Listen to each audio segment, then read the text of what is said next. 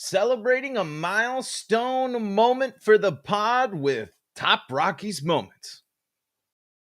You are Locked On Rockies, your daily Colorado Rockies podcast, part of the Locked On Podcast Network, your team every day.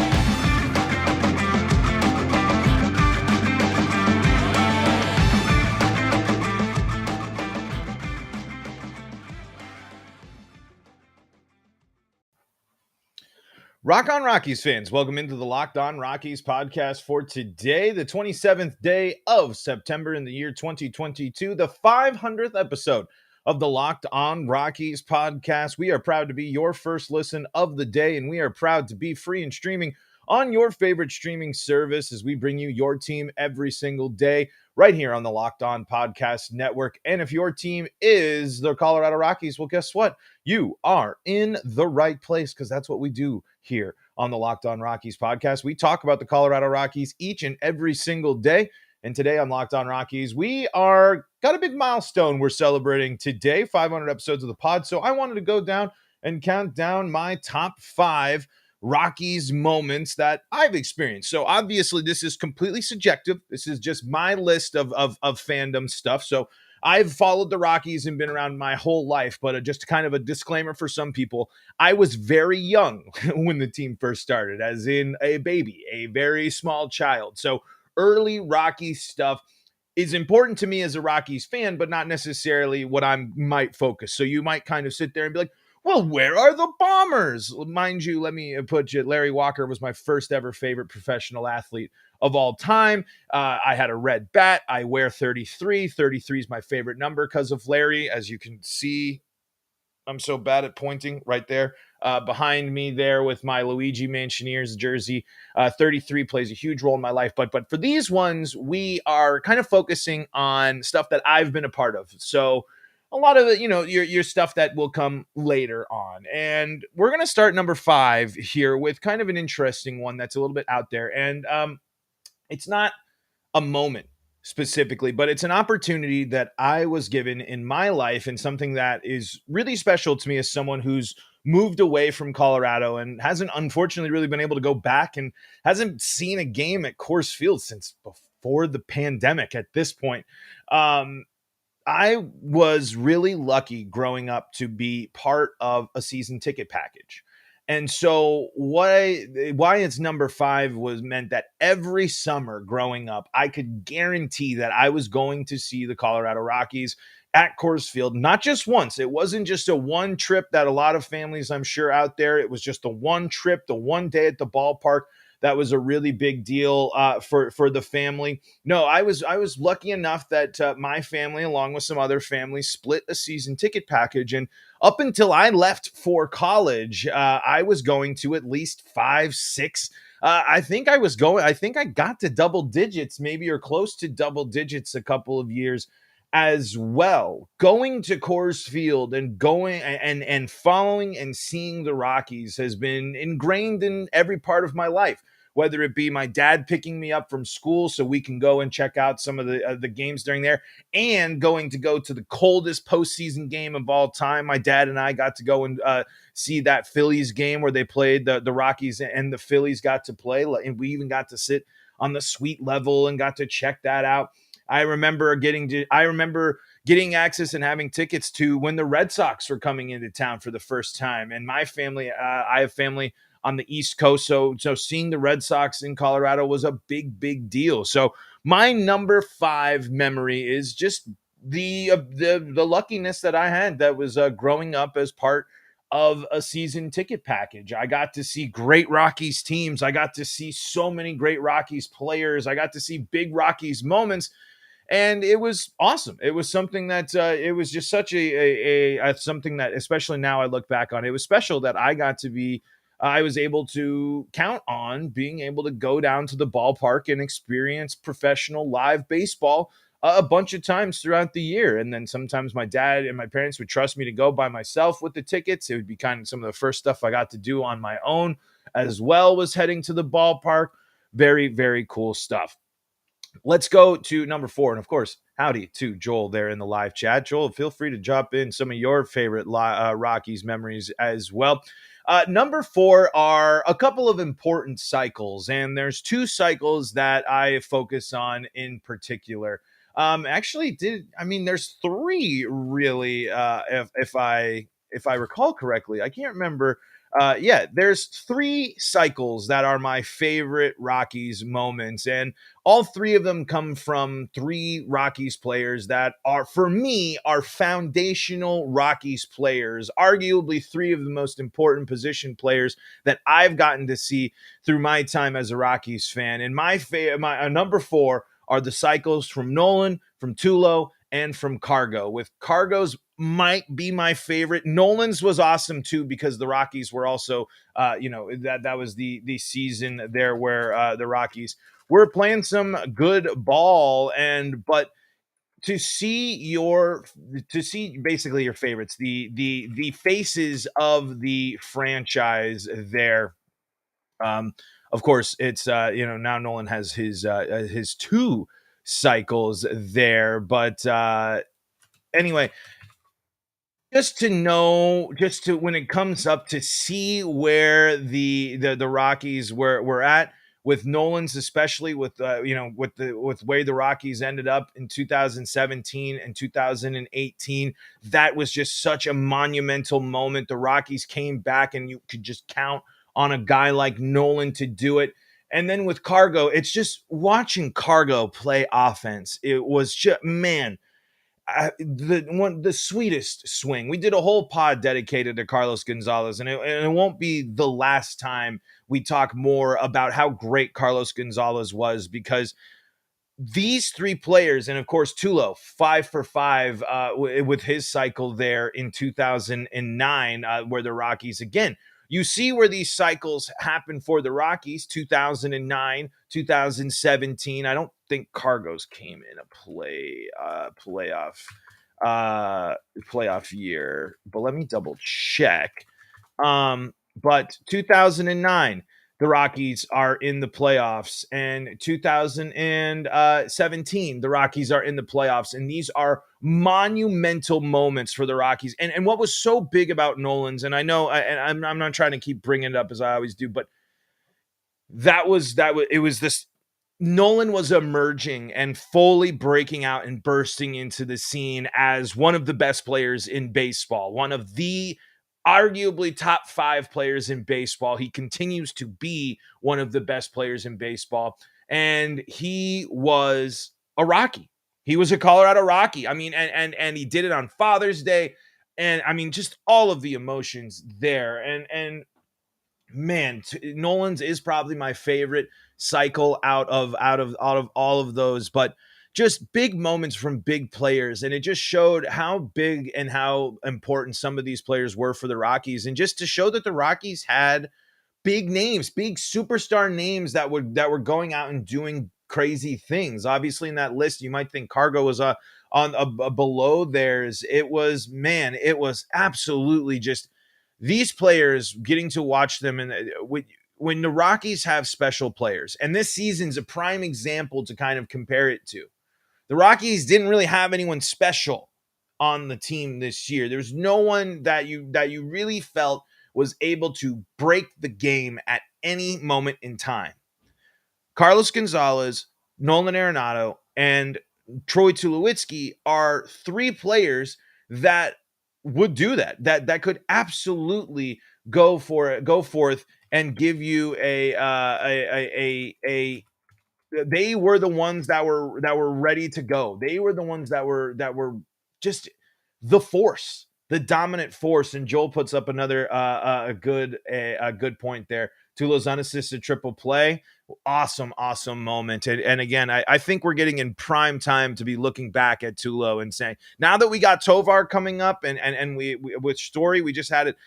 Man, we get to look back at Rocky shortstops for a good chunk of time, and it could be something super, super special. Nicholas Duval here in the chat says, my favorite moment was watching Larry Walker. I remember him throwing out a guy at home from the fence That guy had a cannon for an arm, and watching Dante and his homers. Absolutely. The Blake Street Bombers in the 90s with the Rockies, tons of fun, lots of energy. And Larry Walker is the exact type of ball player. You listen to the interviews, you listen to him now.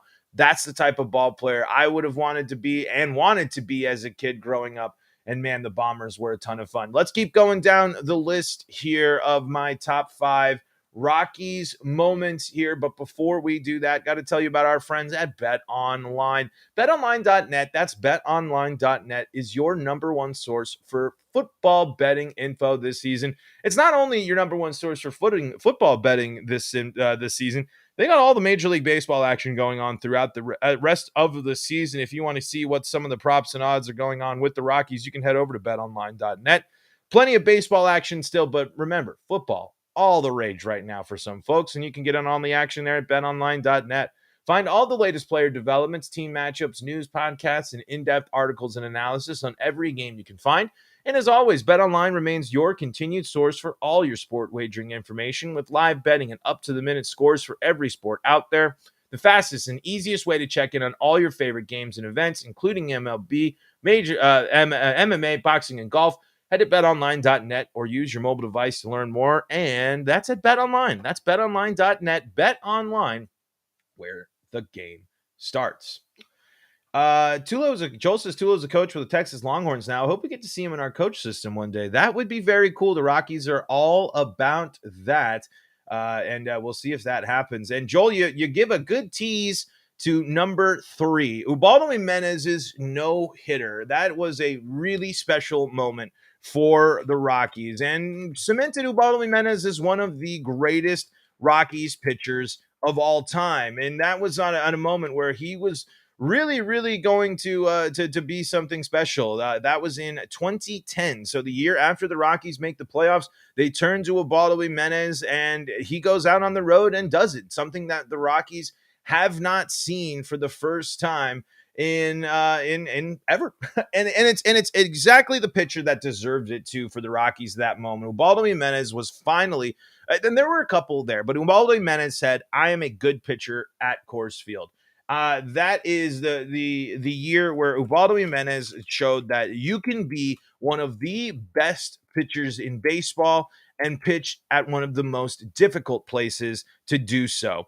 In 2010, it was his all-star year, as you mentioned, that he came third in the Cy Young that year. He dominated that year. 214 strikeouts from Ubaldo Jimenez. I mean, that is an absolutely incredible season from Ubaldo, and I know it seems like he wasn't able to recapture that as much, especially considering the fact that 2010 was his last full season with the Rockies, but he finishes with an 11-year career. He's someone that really was great there with the Rockies, a few great years there, especially that 2010 year, of course, all-star. Started the year off like he had some crazy start to the year that he was so dominant before.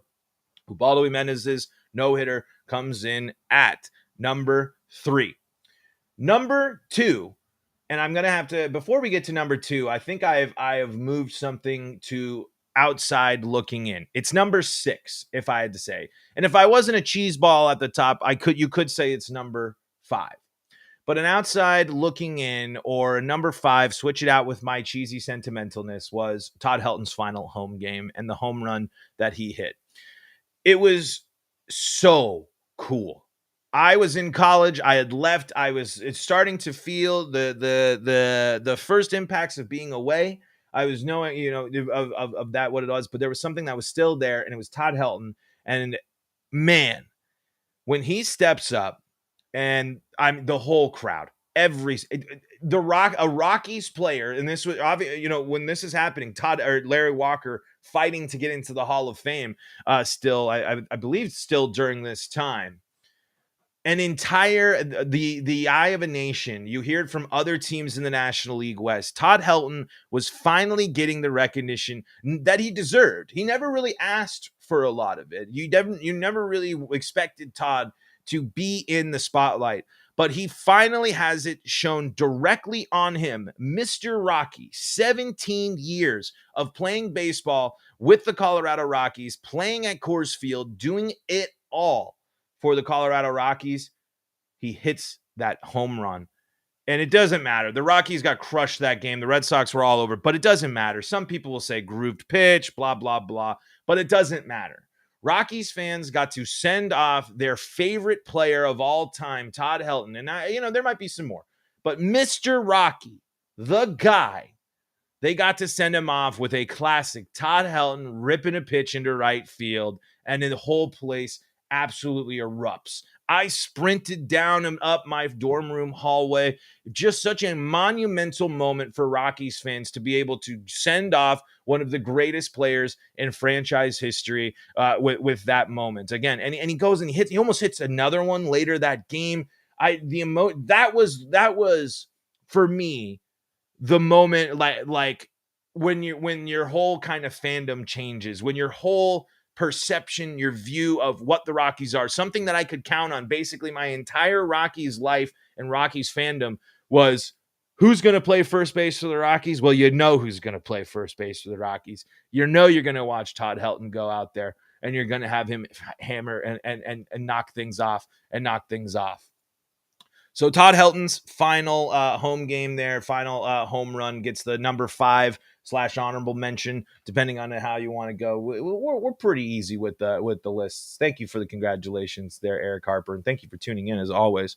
We appreciate it. We're now down to the top 2 of my Rockies memories, if we're going back. So tied for 5th is growing up as part of a season ticket holder and getting to go to Rockies games every summer / Todd Helton's final home game and that home run he hit there at Coors Field. Number 4, the cycles of Nolan Arenado, not Trevor Story. We wish Trevor Story, Nolan Arenado, Carlos Gonzalez, and Troy Tulowitzki.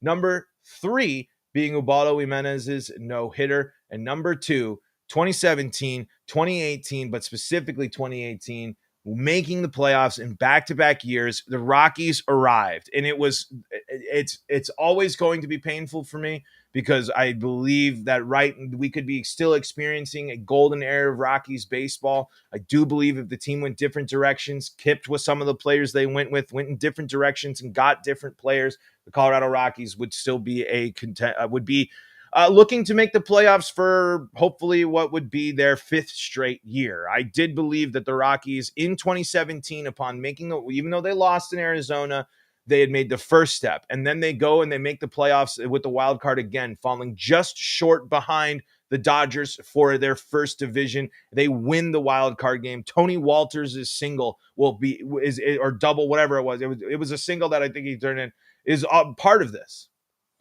Rockies in the playoffs, and you'll see what I think you can guess what my number 1 moment will be. But playoff baseball for the Rockies is so special because we haven't gotten a lot of it. We've gotten brief moments of it. We've gotten one season of it before long prolongs of in between. We've gotten a couple of things here and there. But this was the first time that you could sit there and say, as Rockies fans, going into those seasons, going into the offseason, and even the way 2019 started, if 2019 wasn't such an epic collapse, the Rockies, it was making sense. The Rockies were making the right moves. The Rockies had the right pieces. The Rockies had pitchers. The Rockies had position players. And then they didn't commit to it. They hit the eject button and they moved on. That's not what we're talking about. But the Rockies for 2 years put themselves in position in one of the tougher divisions in baseball and said, we're here, we are ready to play, and we are headlined by by the most exciting infield in baseball.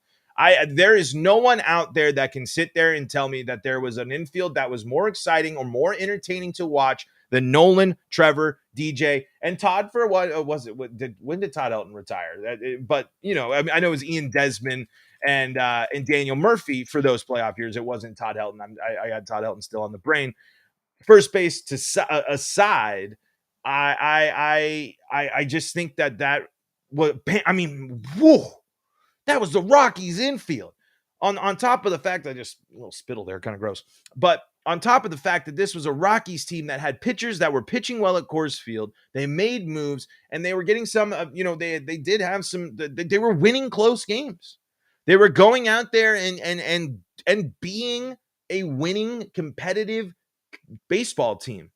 This was it. The Rockies had finally arrived at the point where they could have been the talk of the NL West. Should have been the talk of the NL West. People were projecting the Rockies to win the NL West after this. We all know what's happened since, but we never can shy away from how great making the playoffs in back-to-back years was, how great the team was in 2018, and what could have been in 2019. Now, leading up to my number one Rockies moment, we'll get to that in just a second. Joel DeGray says, Chuck's entire 2017 season is a highlight for me. Oh boy, Charlie Blackman in 2017. That is a great call, man. That just something that adds to how cool that season was with the Rockies that year. Highlighted by the fact that the Rockies, you had Charlie Blackman, who cemented himself as a wonderful Rocky. Back-to-back, he's in the back-to-back MVP votes there in 2016. He gets he's 26th and he's a Silver Slugger. Charlie Blackman finishes 5th in MVP voting with a batting average of .331. He drew 65 walks. He had 37 home runs, 14 triples, 35 doubles, part of his 213 hits. His OBP was .399. His slugging .601. His OPS was 1,000. OPS plus of 141. Charlie Blackman's 2017 season. Special for sure. Absolutely. Number one, though. And this encompasses everything. What made the Rockies cool, what made the Rockies something I never wanted, that completely revigorated and re-cemented how much I love this team, Rocktober. Rocktober is a criminally underrated sports story. The fact that there isn't more talk about Rocktober as what the Rockies did to get to the World Series. And yes, they were swept away from a better Red Sox team. Sure, whatever. But this was a team that did everything. This was a team that hit a home run off of a pitcher that had held them hitless the entire time. This was a team that swept their way as the wild card. This is a team that won 11 of 12 games to get into the playoffs. 2007 will be in Rocktober will be one of the greatest sports experiences I will ever have in my entire life, and only will be overshadowed by a Rockies World Series win. Rocktober is more important to me, I say this honestly, folks. Rocktober is more important to me than the Avalanche Stanley Cup wins, than the Broncos Super Bowl wins, than the Nuggets having a back-to-back MVP. Nothing is more important to me as a sports fan than success from the Colorado Rockies, and the Rockies did the improbable in 2007. They did something that no one could ever have predicted, no one ever saw, and is something that is criminally underappreciated in the eyes of big mainstream sports stories. The 2007 Colorado Rockies had no business not only making the playoffs, but no business sweeping their way to the World Series. I watched playoff games in class. They canceled homework. Every single person, whether you cared about baseball or not, in 2007 was talking about the Colorado Rockies. It was something that was so special, so unique, and something that I don't know if we'll ever experience again until a magical rise to the World Series and a World Series win can ever outshadow the fact that the Rockies were awesome. Their Rocktober, every time I say Rocktober, it gives me goosebumps. We did a pod talking about Todd Helton's home run. There's no moment that speaks to you at least for me, as a Rockies fan, more than Rocktober. That entire 2-month stretch of the Rockies, the improbable Rockies, the Rockies finally being the one on the other side of the good bounces, the good storyline, the excitement, headlined by players that deserve to be showed off on the national stage in Todd Helton and Troy Tulowitzki and Matt Holliday. Game 163 is one of the greatest baseball games of all time. And I know that might be Homer there, but on the list of greatest baseball games of all time, you cannot not have Rockies Padres for game 163. That game went back and forth. That game had controversy. That game had every single thing that you could have needed for that to be the big spark that led to the Rockies getting the World Series. Game 163 is the greatest game in Colorado Rockies history. There is no way about it. There is no Tony Walters maybe getting the Rockies there or some of these other games, but there is no game better in Colorado Rockies history than game 163 against the Padres. And Joel, you're absolutely right. It stressed everyone the hell out. But that's what it is. That's good baseball, important baseball, meaningful baseball. It carries such an impact because you follow a whole season. The Rockies season wasn't settled, and it happened again in 2018. Why 2018 was so exciting too, and it's a bummer it didn't go this way. But the Rockies were in it till more than the season. They needed a little extra season before the postseason, and the Rockies were in the conversation. Something that we can't say right now, and who knows when we will get to say that again. So, in summary, my top 5 favorite Rockies moments: Todd Helton's final home game / growing up as part of a season ticket package. Number 4, cycles from Nolan Arenado and Carlos Gonzalez. Troy Tulowitzki. Number 3, Ubaldo Jimenez's no-hitter. Number 2, back-to-back playoff appearances in 2018 and 17 and 18. And number 1, Rocktober. But one of my also favorite Rockies memories has been asked to take over this podcast and being able to be doing this with you. I haven't been the host for all 500 episodes of Locked On Rockies, but I've been a host for a good chunk of them, and you all have been super awesome here. Thank you to Rock's Hot Takes, Joel DeGrace, and Nicholas Duvall and Eric Harper for popping into the in the live chat. And you're right, Rock's Hot Takes. It is hard to believe the Monforts have been the owner in 2007. Hard to believe the Monforts were in charge in 18 and 17 as well when it comes to this team. But folks, thank you so much for making Locked On Rockies your first listen of the day or whenever you listen to us. Seriously, it means the world to me. This show is basically, I got some support from the podcast network, but this is produced, it's hosted, it's edited, all done by me. And I do it for the Rockies fans here because I love this baseball team just as much as you all out there who love this baseball team as well. And I thank you for joining us for 500 episodes of Locked On Rockies. Now that you made us your first listen of the day, why don't you go check out Locked On MLB or stay up to date with all things Colorado sports with the Locked On Podcast Network. Locked On Broncos, Locked On Nuggets, Locked On Avalanche. All they're going to take care of you. Subscribe to Locked On Rockies so you can be part of the live chat like our live chat was today, popping off with all of our awesome Rockies fans here. And don't worry, folks, we'll be talking Rockies all offseason long here, but we'll be getting ready for Rockies Giants tonight and throughout the rest of the season as well with the Dodgers. And we'll enjoy this last little stretch of Rockies baseball. But until next time, folks, this is Paul Holden saying so long from the Locked On Rockies.